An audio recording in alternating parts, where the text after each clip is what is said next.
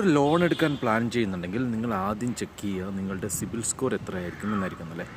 അതുമാത്രമല്ല, നിങ്ങൾ ഏതൊരു ഇൻസ്റ്റിറ്റ്യൂട്ടിനെ, അതായത് ഫൈനാൻഷ്യൽ ഇൻസ്റ്റിറ്റ്യൂട്ടിനെ സമീപിച്ച് കഴിഞ്ഞാൽ, എന്ത് ലോണിനോ അല്ലെങ്കിൽ ക്രെഡിറ്റ് കാർഡിനോ സമീപിച്ച് കഴിഞ്ഞാൽ അവർ നിങ്ങളുടെ സിബിൽ സ്കോർ ചെക്ക് ചെയ്തിട്ടാണ് നിങ്ങൾക്ക് ലോൺ തരണോ വേണ്ടയോ എന്ന് തീരുമാനമെടുക്കുന്നത്.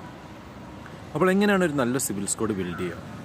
ഒന്നാമത്തെ കാര്യം ശ്രദ്ധിക്കേണ്ടത് നിങ്ങളുടെ ഫൈനാൻഷ്യൽ ആക്ടിവിറ്റീസിനെ കറക്റ്റായിട്ട് മോണിറ്റർ ചെയ്യുക എന്നുള്ളതാണ്. നിങ്ങളുടെ ബാങ്ക് അക്കൗണ്ടിൽ വരുന്ന പണവും അത് പോകുന്ന പണവും തമ്മിലുള്ള ആ ഒരു ട്രാൻസാക്ഷൻ ടൈം അത് മെയിൻറ്റെയിൻ ചെയ്യുക.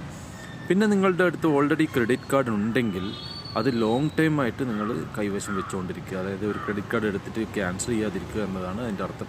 അതുമാത്രമല്ല, ക്രെഡിറ്റ് കാർഡ് ഉണ്ടെങ്കിൽ അത് നല്ല രീതിയിൽ തന്നെ മെയിൻറ്റെയിൻ ചെയ്യാൻ വേണ്ടിയിട്ട് ശ്രമിക്കുക. അങ്ങനെ ചില കാര്യങ്ങൾ ചെയ്തു കഴിഞ്ഞാൽ നിങ്ങളുടെ സിബിൽ സ്കോർ നല്ല രീതിയിൽ ഇമ്പ്രൂവ് ചെയ്യാം. പിന്നെ ലോണൊക്കെ എടുക്കുകയാണെങ്കിൽ അതിൻ്റെ EMI കറക്റ്റായിട്ട് റീപേ ചെയ്യുക എന്നുള്ളതാണ് മറ്റൊരു ഇമ്പോർട്ടൻ്റ് ആയിട്ടുള്ള കാര്യം.